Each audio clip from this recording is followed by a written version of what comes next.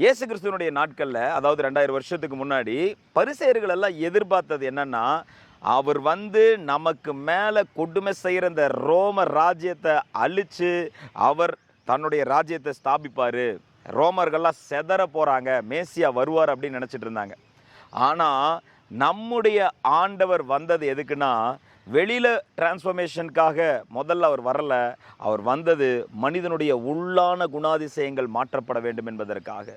ஒரு அவன் மனிதனுக்குள்ளே இருக்கிற தீமைகள், அவனுடைய ஆவிக்குள்ளே இருக்கிற தீமைகள், அவனுடைய ஆத்துமாக்குள்ளே இருக்கிற தீமைகள், அந்த அழுக்குகள், அந்த சாபக்கேடுகள், அந்த பாவங்கள், அது முற்றிலுமாய் அழிக்கப்பட்டு உள்ளான மனிதன் பரிசுத்தப்பட வேண்டும் என்று இயேசு விரும்பினார்.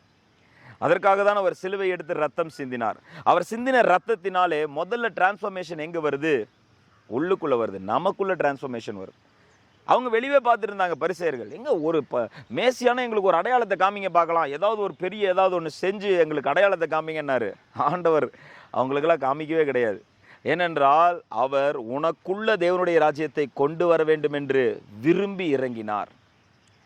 அதான் ஆண்டவர் சொன்னார், பரிசுத்தாவி உங்கள் மேலே வரும்போது நீங்கள் பலன் அடைவீர்கள், அப்பொழுது நீங்கள் எனக்கு உலகம் முழுவதும், யூதேயா சமாரியா உலகம் முழுவதும் எனக்கு நீங்கள் சாட்சியாக இருப்பீங்க.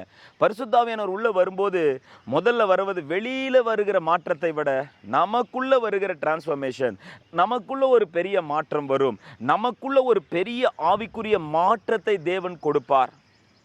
நமக்குள்ள ஒரு பெரிய சமாதானம், ராஜரீகமான சமாதானம் வரும். எனவே பரிசுத்தாவியானவர் வந்து நமக்குள்ள உள்ளும் புறமுமா வேத வசனத்தை நம்ம வாசிக்கும்போது நம்மை சுத்திகரித்து நம்மை புதிய மனிதனாய் மாற்றுகிறார். ஒருவன் கிறிஸ்துவுக்குள் இருந்தால் அவன் புதிய சிருஷ்டியாக இருக்கிறான்.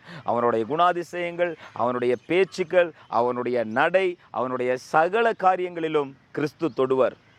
இயேசுவின் ஆவியானவர் உள்ள வந்துட்டா நீங்களாவே இருக்க முடியாது. உங்களுடைய தீமையான குணாதிசயங்கள் அது அப்படியே கிடக்க முடியாது. ஆண்டவர் டச் பண்ணுவார். நீங்கள் வேத வசனத்தை வாசிக்கும் போது அப்படியே தொடுவார். யூதர்கள் பார்த்தீங்கன்னா பேதுரு பேசும்பொழுது இருதயத்தில் குத்தப்பட்டார்கள் அப்படின்னு இருக்கும். இருதயத்தில் ஆண்டவருடைய வசனம் நமக்கு உள்ள குத்தும். இந்த காரியம் உனக்குள்ள தீமையாக இருக்குது மகனே, இதை நீ மாற்றிக்கொள், இந்த காரியம் உனக்கு தீமையாக இருக்குது, இதை நீ மாற்றிக்கொள் என்று சொல்லி நமக்குள்ளே இருக்கிற தீமைகள் எல்லாவற்றையும் அவர் வெளியே அப்படியே தள்ளிட்டு நம்மை பரிசுத்தப்படுத்த வந்த தேவன். அப்போ வெளியில் மாற்றத்தையே கொண்டு வர மாட்டாரா? சீசர்களும் போய் கேட்குறாங்க, ஆண்டவரே எப்பொழுது நீங்கள் ராஜ்யத்தை ஸ்தாபிப்பீங்க அப்படின்னு சொல்லிட்டு. அதுக்கு ஆண்டவர் சொல்கிறாரு, அது பிதாவினுடைய கரத்தில் இருக்குது. நீங்கள் பரிசுத்தாவியை பெற்றுக்கொண்டு எனக்கு சாட்சியாக எழும்பி நில்லுங்க, உங்களுக்குள்ள தேவனுடைய ராஜ்யம் இருக்குங்கிறாரு. எஸ், அஃப்கோர்ஸுங்க, ராஜாதி ராஜாவை அவர் திரும்பி வரும் பொழுது, அவர் 1000 பரிசுத்தவான்களோடு வரும் பொழுது, தூதர்களோடு வரும் பொழுது, இந்த பூமியை பிரத்யட்சமாக நியாயம் தீர்த்து தன்னுடைய ராஜ்யத்தை பிரத்யட்சமாக ஸ்தாபிப்பார். அவர் ராஜரீகம் பண்ணுவார். சங்கீதம் 93 1வது வசனத்தின்படி கர்த்தர் ராஜரீகம் பண்ணுவார். பூமி எங்கிலும் ராஜாவாக இருந்து அவர் ராஜரீகம் பண்ண போகிற நாட்கள் வரப்போகிறது. வானத்தையும் பூமியும் படைத்த தேவன் கைகளால் செய்யப்பட்ட வேலையாகிய இடத்தில் அவர் வாசம் பண்ணுவதில்லை. ஏனென்றால் அவர் வானத்தை சிங்காசனமாகவும் பூமி பாதப்படியாகவும் போட்டு உட்கார்ந்திருக்கிறாரு. அவருக்கு கட்டக்கூடிய ஆலயம் ஒருவராலும் முடியாது. அவர் இந்த பூமிக்குள்ளே இறங்கி வந்து, ஜீவனுள்ள தேவன் இந்த பூமிக்குள்ளே இறங்கி வந்து, ஒவ்வொரு மனிதனுக்கும் நியாய தீர்ப்பு வைக்கப்பட்டிருக்கிறது. ஒவ்வொரு மனிதனுடைய வாழ்க்கை குறித்தும் அவர் நியாயம் விசாரிப்பார். ஒவ்வொரு மனிதனுடைய செய்கைகளுக்கும் நியாயம் இருக்கிறது. இவ்வளோ அநியாயம் நடக்குது இந்த உலகத்தில், இதை கேட்க யாருமே இல்லையா? எல்லாம் ரெக்கார்ட் செய்யப்பட்டு கொண்டிருக்கிறது. மனிதர்களுடைய ஒவ்வொரு கிரியைகளும் ஒவ்வொரு நினைவுகளும் பரிசுத்தாவியானவர் ரெக்கார்ட் பண்ணிட்டு இருக்காரு.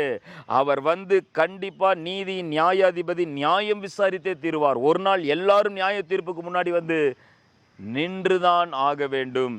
இதுதான் வேத சத்தியம். ஆனால் இப்பொழுது ஆண்டவரிடத்தில் வரும் பொழுது அவருடைய இரத்தத்தின் மூலமாக கிருபையாய் நம்ம மீட்கப்படுகிறோம். ஆண்டவர் இடத்துல வந்து அவருடைய இரத்தம் நம்மை கழுவும் பொழுது நம் நீதிமான்களாக்கப்படுகிறோம், பரிசுத்தப்படுகிறோம். ஆமாம், பரலோக ராஜ்யத்துக்கு செல்லுகிற பாக்கியத்தை பெற்றுக்கொள்கிறோம். அவருடைய சத்தத்தை கேட்க கிருபை பெற்றவர்களாய் மாறுகிறோம். வேத வசனத்தை வாசிக்கக்கூடிய அந்த மேய்ச்சலுக்குள்ள நுழையக்கூடிய கிருபையை நம்ம எடுத்துக்கொள்கிறோம்.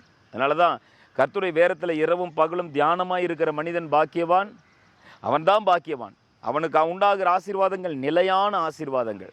அது ஏதோ உலகத்தில் வர பணங்காசு ஆசீர்வாதம் மட்டும் கிடையாது. அந்த ஆத்மாவுக்கான இளைப்பாறுதலை தேவன் மட்டும்தான் கொடுக்க முடியும்.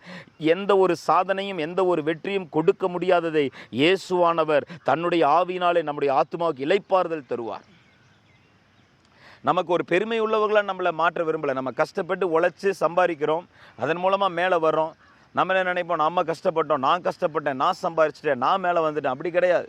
தேவன் கொடுத்த பலத்தினால் நம்ம சம்பாதிக்கிறோம், தேவன் கொடுத்த பலத்தினால் நம்ம நிற்கிறோம், தேவன் கொடுத்த ஸ்ட்ரென்த்தினால, தேவன் அந்த சமயத்தை அந்த காரியத்தை வாய்க்க பண்ணினதினால் நம்ம எல்லாவற்றையும் செய்து முடித்திருக்கிறோம். அப்படி நம்ம நினைக்கும் போது நமக்குள்ள ஒரு தாழ்மை வரும். அப்போ நம்ம கடினமாக உழைத்து தேவனை மகிமைப்படுத்தி ஆசீர்வாதத்தை எடுக்கும்போது அதுதாங்க உண்மையான ஆசீர்வாதத்தை சமாதானத்தையும் கொடுக்கும். ஆமேன். God bless you.